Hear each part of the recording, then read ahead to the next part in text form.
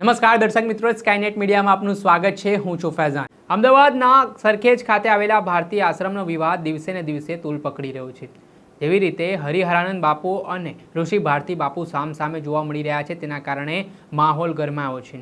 આ ઘટનાના પગલે થોડાક દિવસ પહેલા જૂનાગઢ ખાતેથી હરિહરાનંદ બાપુ છે તે અમદાવાદ ખાતે આવ્યા હતા અને તેમણે તેમના સમર્થકો સાથે જે ભારતીય આશ્રમ છે તે આશ્રમનો કબજો લીધો હતો અને ત્યારબાદ ઋષિ ભારતી બાપુને અને તેમજ વિશ્વેશ્વરી માતાને તે આશ્રમમાંથી હાંકી કાઢવામાં આવ્યા હતા. આટલું જ નહીં, હરિહરાનંદ બાપુ દ્વારા એક નોટિસ પણ બહાર પાડવામાં આવી હતી ને સંસ્થાએ કોઈ પણ પ્રકારના વ્યવહાર આ લોકો સાથે કરવા નહીં તે પ્રકારની વાત તેમના દ્વારા કરવામાં આવી હતી. ત્યારે આ ઘટના બન્યા બાદ સોશિયલ મીડિયા પર વિવાદનું કેન્દ્ર રહેતા કીર્તિ પટેલનો પણ એક વિડીયો ભારતીય આશ્રમમાંથી સામે આવ્યો હતો, જેમાં ઋષિ ભારતી બાપુના રૂમમાં કીર્તિ પટેલે વિડીયો બનાવ્યો હતો અને તે વિડીયોમાં કેટલીક બાબતો છે તેને લઈને તેણે વાત કહી હતી.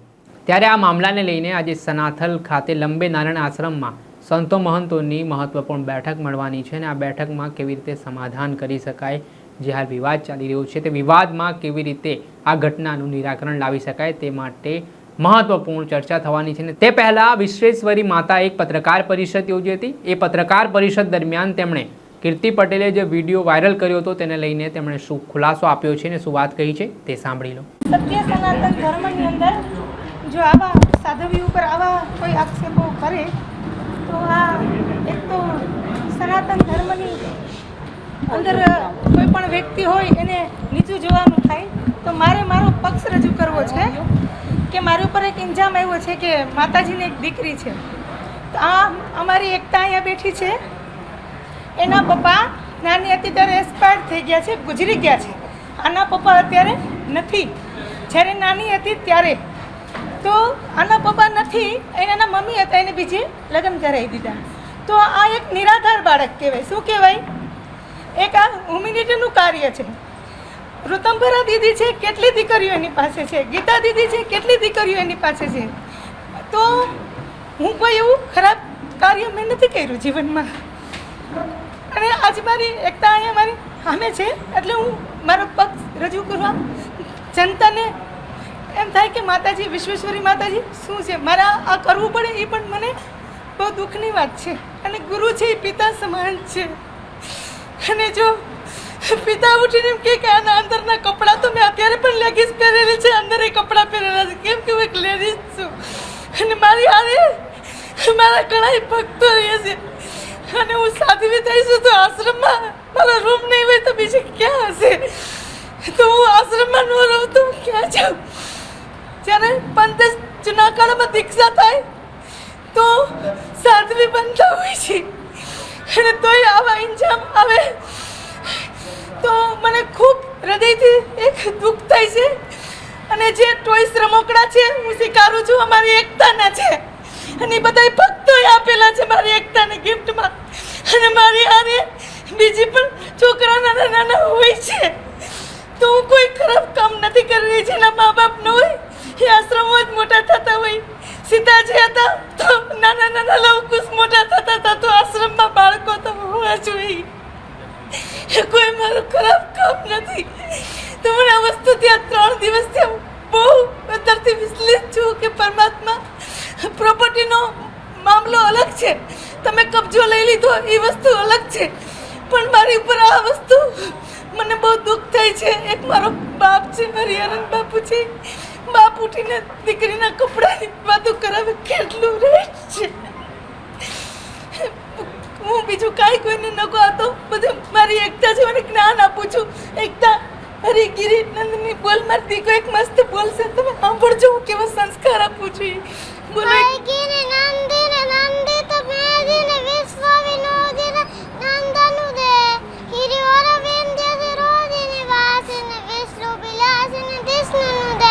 भगवती है सिद्धि कंडगर धूमन भूरि कथुमन भूरि कते जय जय हे महिषासुर मर्दिनी अम्य कबर्दिनी सैना सुदे. બોલો ઓમ નમઃ पार्वती पदे કેવું ભંડારામાં જાઉં છું, હું ભંડારામાં જાઉં છું, હું કથામાં જાઉં છું, બધે ભેગી બાપુ ભેગી જાઉં છું, તો અમારી આ બધાયની દીકરી છે. હું જે રીતે તમારા રૂમમાં જે મહિલા ગઈ હતી અને બધી વસ્તુ બતાવતી હતી એના વિશે આપનું શું કહેવું? મારે કોઈને કંઈ નથી કે કહેવું. આ રીતે જવું બી ખોટું છે ને. એ તો બધા. અને એક બીજી વાત કરું કે આના સર્ટિફિકેટમાં આવે છે વિલાસબેન પ્રકાશભાઈ ગીડા, તો મારું નામ પણ પુરાણું નામ એ છે અને આની મમ્મીનું નામ પણ પુરાણ ઓલું છે. એટલે એ લોકોને કદાચ એવું થયું હોય, પણ કાંઈ પણ કાર્ય કરો કોઈ પણ વ્યક્તિમાંથી તમે વિચારીને કરો. અને હું તો એવું ઈચ્છું છું કે હું આવા બાળકો કેટલાય સાચવું, એવું મને અંદરથી પ્રાર્થના છે. આ તો બધાય ના કહેવાય. જેના મા બાપ ન હોય એના સંતોના આશ્રમમાં મોટા થતા હોય. મને બહુ દુઃખ થયું છે જિંદગીમાં.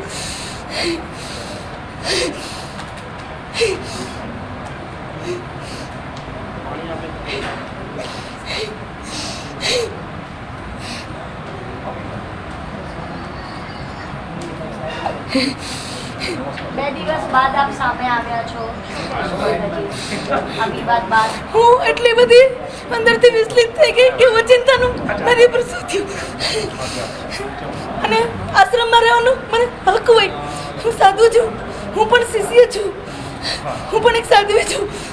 મોટા બાપુ જ્યારે હતા વિશંભર ભારતી બાપુ, હું ત્યારથી છું, અત્યારે નથી એવી. મોટા બાપુ મને ખૂબ લાડથી રાખતા. તો કોઈ પણ દીકરી સંતો થાય, સાધવી બને અને આવું થાય, બહુ દુઃખ થાય છે હૃદયમાં. કેમ કે એક સંસાર મૂકી અને સાધુ થતા હોય છે. તમને સાધ્વી પક્ષથી પણ હટાવવામાં આવ્યા છે. ના, એ વસ્તુ ખોટી છે. અમારા એક લેટર, એક નોટિસ બી આવી હતી, એમાં આપને કોઈ પણ લખીને આપે. મને ઓલું વિડીયો આપો તો બાપુનો. અમારા પંચસ્તંભ જૂના અખાડા નક્કી કરતો હોય છે. નોટિસમાં એવું હતું કે તમને નહીં, અમારા અખાડામાંથી અમારા હરિગીરી મહારાજજી છે ગુરુજી, એનું સ્ટેટમેન્ટ છે, હું તમને આપું છું.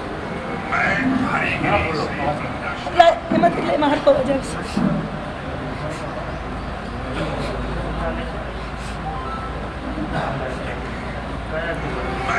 हरिगिरी श्री पंदशनाथ जूना अखाड़े કયા बापू છે? मुख्य सड़क चक पद पे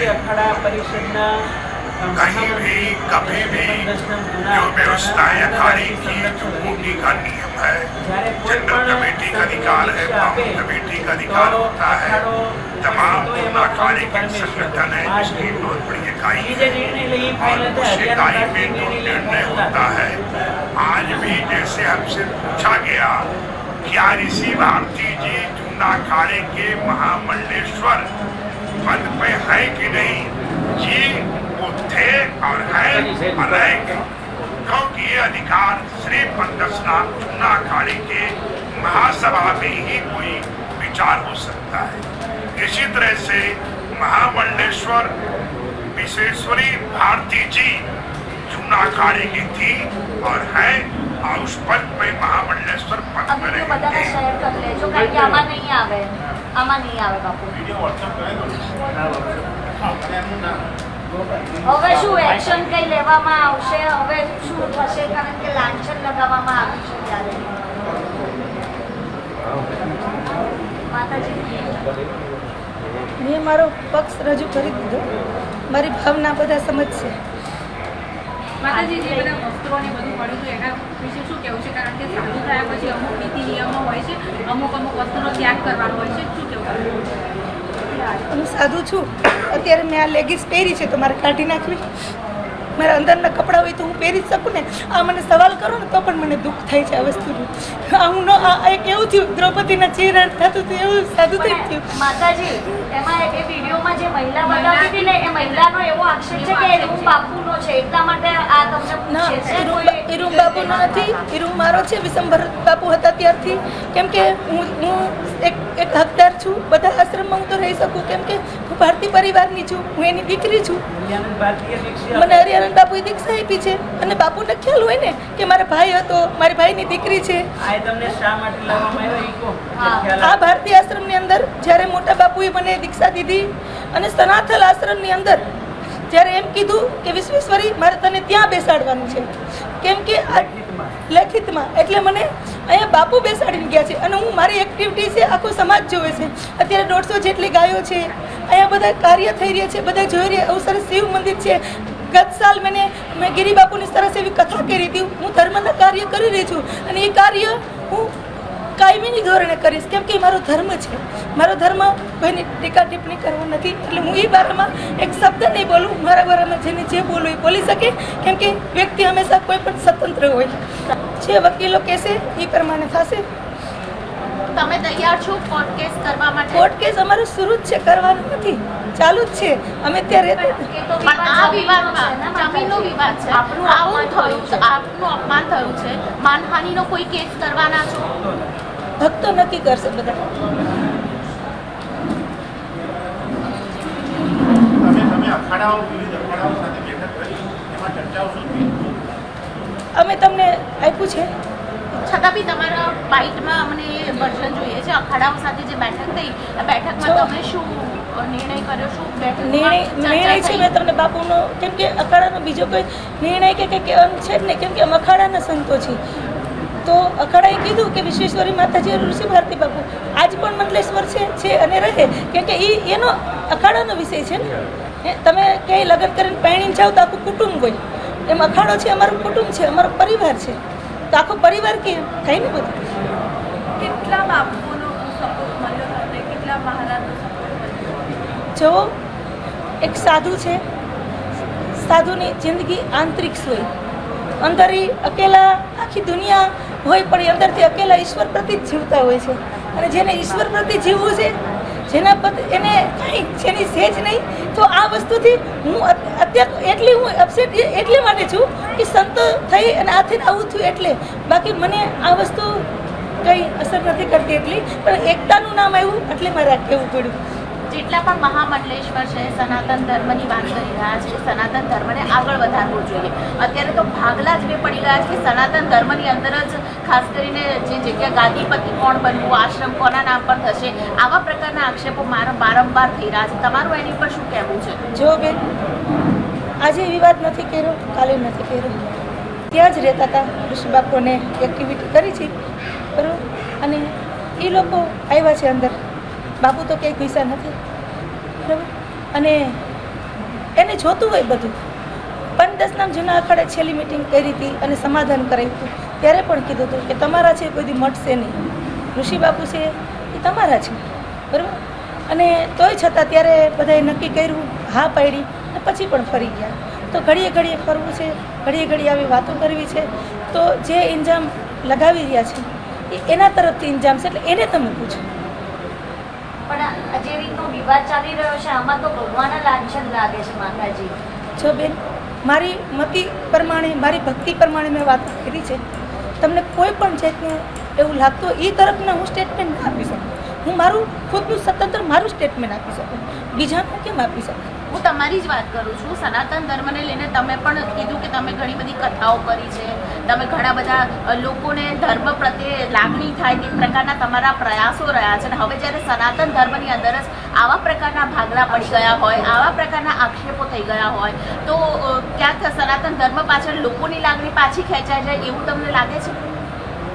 જરૂર. કારણ કે હિન્દુ મુસ્લિમના કેસ આપણે અત્યારે કરી, આતંકવાદની વાત કરી રહ્યા છે, સનાતન ધર્મની અંદર જ આ પ્રકારના ભાગલા, આ પ્રકારના આક્ષેપ પ્રત્યાક્ષેપ. જો એવું છે બેટા, ઘણા સંતના કપડાં પહેરીને પણ સંત જેવી જિંદગી નથી થઈ શકતી. અને ઘણા બાહ્ય કપડાનો કોઈ સવાલ જ નથી, સ્થિતિથી સંત થવાય છે. આપણે ઘણા સંતો જોઈ જ છે ને, રજનીત થઈ ગયા, બધી જાતના કપડાં પહેરતા હતા. આખી દુનિયા નથી સ્વીકારતી. સંત સ્થિતિથી થવાય, કપડાથી સંત નથી થવાય. એટલે એમ કે વેસ્ટર્ન કપડાં પહેરી શકે સાધુ સંતો, કારણ કે વેસ્ટર્ન કપડાં બધા મળ્યા છે. મેં કીધું ને, મારી અંદરની આ લેગીસો છે એ છે, બાકી મારા ભેગી શોભા રહે છે. બીજી બધી હું બધી દીકરીઓ આમાં ન ખસેડી શકું, એટલે મેં તમે પ્રમાણ આપી દીધું છે બેટા. આજે ક્ષત્રિય સમાજ, કોળી સમાજના લોકો ભેગા થયા કે તમારા સમર્થનમાં, બાપુના સમર્થનમાં આ વિવાદનો મામલો કે શું છે? જો કોઈ પણ ભક્તો હોય, કોઈ પણ હોય, તમારા સગાવાલા હોય, ભક્તો હોય, કે કાંઈ પણ દુઃખ આવ્યું હોય, તો એ લોકો આવીને તમને સહાનુભૂતિ તો દે ને, કે ચિંતા કરતા નહીં, અમે તમારા બધા ભક્તો છીએ. એટલે એ હિસાબેથી બધાય આનંદથી બધા અહીંયા કણે આવ્યા છે. આ હતા વિશ્વેશ્વરી માતા. તેમના દ્વારા સમગ્ર વિવાદને લઈને વાત કરતા પોતે દુઃખ વ્યક્ત કર્યું છે અને આજે જે ઘટના બની છે તેમના ઉપર જે આરોપો કરવામાં આવી રહ્યા છે તે આરોપોને તેમણે પાયા વિહોણા ગણાવ્યા છે. આટલું જ નહીં, તેમણે કહ્યું છે કે હરિહરાનંદ બાપુ છે તેમના ગુરુ સમાન છે, પરંતુ છેલ્લા ઘણા સમયથી જે વિવાદ આશ્રમને લઈને ચાલી રહ્યો છે અને તેમને જે ખોટી રીતે ચિતરવામાં આવી રહ્યા છે તેને લઈને પણ તેમણે સવાલ ઉઠાવ્યા છે. અને જે એટલું જ નહીં, જે દીકરીનો ફોટો રૂમમાંથી મળી આવ્યો તો તેને લઈને પણ તેમણે સ્પષ્ટતા કરતાં કહ્યું કે તે તેમના સગા ભાઈની દીકરી છે, પરંતુ માતા પિતા ન હોવાના કારણોસર તે નિરાધાર બની છે અને તેને લઈને તેની સાર સંભાળ હાલ વિશ્વેશ્વરી માતા એટલે કે તેમના દ્વારા કરવામાં આવી રહી છે.